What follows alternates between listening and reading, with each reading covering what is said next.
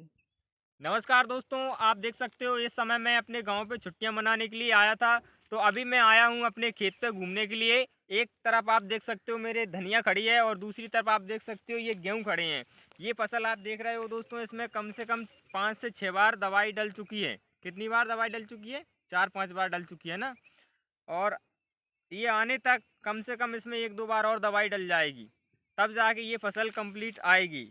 और उसके बाद मैं आपको बता दूं 1 महीने के अंदर समथिंग समथिंग 1 महीने में ये फसल दोनों आके तैयार हो जाएंगी। लेकिन सबसे बड़ी दिक्कत किसान को तब आएगी जब ये आ जाती हैं और उसके बाद मजदूर ढूंढने के लिए जाते हैं तो गांव में मजदूर मिलते नहीं हैं और मशीनों से सारा काम नहीं होता है। टेक्नोलॉजी चाहे कितनी भी आगे बढ़ जाए, लेकिन किसान एकमात्र ऐसा तबका है जिसके लिए मजदूरों के लिए हमेशा ज़रूरत पड़ती रहेगी और उसका काम बिना मजदूरी और बिना लेबर के काम नहीं होता है। खेतों में चाहे आप कितनी भी मशीनें ला सकते हो, कितनी भी मशीनरी खड़ी कर सकते हो, तब भी आपका बिना मैन पावर के आपका काम नहीं हो सकता है। तो आप ये धनिया देख सकते हो, ये जब कंप्लीट आ जाएगी तो उसके बाद इसकी कटाई होगी, फिर इकट्ठा किया जाएगा और उसके बाद इसे निकाला जाएगा। तो हालांकि समथिंग समथिंग 50% मशीनों का यूज़ होता है और 50% लेबर वर्क होता है, मैन पावर से काम होता है। तो आप नॉर्मली देख सकते हो गांव के लोगों की यही लाइफ रहती है, यही ज़िंदगी रहती है और बाकी ये लाइफ बहुत खूबसूरत रहती है, क्योंकि ना किसी की टेंशन ना किसी की हेडेक। सुबह नहाया धोया खाया पिया और अपने खेत पे चल देते हैं काम करने के लिए और शाम को अपने घर पे पहुंच जाते हैं। बेवजह की ना कोई झंझट ना कोई झगड़ा और ना कोई टेंशन रहती है, ना कोई प्रेशर रहता है। लेकिन बट ये है कि सबसे बड़ी इम्पोर्टेंट बात इसमें ये है कि बहुत ही हार्ड वर्क रहता है।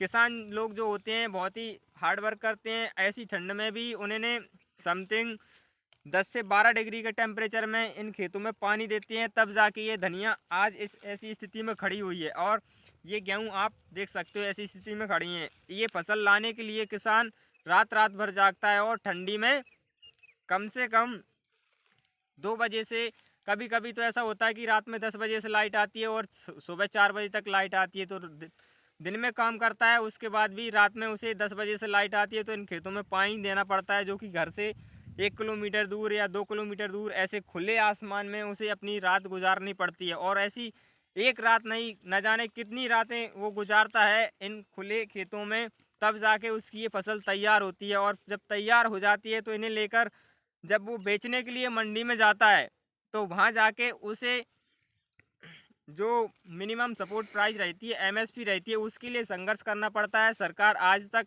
एमएसपी लेकर नहीं आई है, जिसकी वजह से किसानों को कभी भी एमएसपी के अकॉर्डिंग मूल्य नहीं मिलता है, इन फसलों का सही से दाम नहीं मिलता। और जो व्यापारी लोग होते हैं वो अपनी मनमर्जी के अकॉर्डिंग किसानों की इन फसलों को खरीद लेते हैं, जिससे काफ़ी किसानों को घाटा होता है।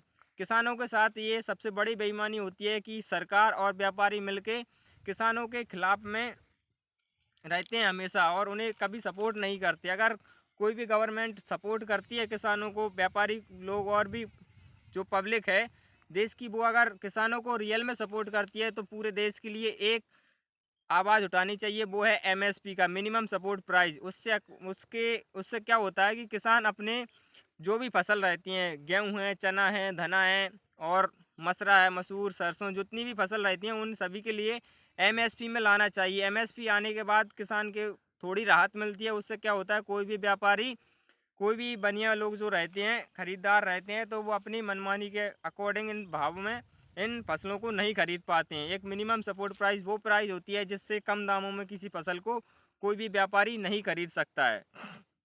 और आप देख सकते हो दुनिया में जितनी भी चीज़ें बनाई जाती हैं, कंपनी कोई प्रोडक्ट बनाती है तो उसकी रेट, उसकी एमआरपी खुद कंपनी डिसाइड करती है। लेकिन किसान ही एक ऐसा तबका है जो 4-4 6-6 महीने मेहनत करने के बाद और दिन रात 24 घंटे मेहनत करने के बाद अपनी फसल को कंप्लीट करता है, अपने प्रोडक्ट को तैयार करता है। और जितनी मेहनत किसान करता है इन खेतों में, उतनी किसी भी फील्ड में कोई भी मेहनत नहीं करता है। मोबाइल को थोड़ा सीधा कर ले, ऐसा ही यार। जितनी मेहनत किसान करता है उसके बाद भी किसान को एमएसपी नहीं मिलती है। एमएसपी तो दूर की बात, वो अपने मन मर्जी के अकॉर्डिंग इन फसलों का दाम नहीं पाता है और उसकी मेन वजह है एमएसपी। एमएसपी ना होने के कारण किसान को इन फसलों को औने पौने दामों पर बेचना पड़ता है। दोस्तों, अगर आपको भी लगता है कि किसान के लिए एक एमएसपी लागू होनी चाहिए, हर एक फसल पे एमएसपी होनी चाहिए, तो आप प्लीज़ इस वीडियो को ज़्यादा से ज़्यादा शेयर करें। और आपको अगर वीडियो अच्छी लगी हो, इन्फॉर्मेटिव लगी हो, और हमारा ये लोकल ब्लॉग ही समझ लीजिए, लोकल थोड़ा सा ये लोकल रिपोर्टिंग समझ लीजिए एज ए जर्नलिस्ट। मैं जर्नलिस्ट तो नहीं हूँ पैसे से, बट आप जर्नलिस्ट की तरह एज ए रिपोर्टर मुझे देख सकते हैं यहाँ पे। अगर आपको इस वीडियो में थोड़ी सी भी जानकारी अच्छी लगी हो तो प्लीज़ वीडियो को लाइक करिए, चैनल को सब्सक्राइब करिए, और चैनल पे नए हैं तो चैनल को सब्सक्राइब कर लीजिए, और ज़्यादा से ज़्यादा लोगों तक, किसान लोगों तक ये वीडियो पहुँचाइए, ताकि उन्हें पता चल सके एमएसपी क्या होता है और एमएसपी क्यों ज़रूरी है। बाकी धन्यवाद।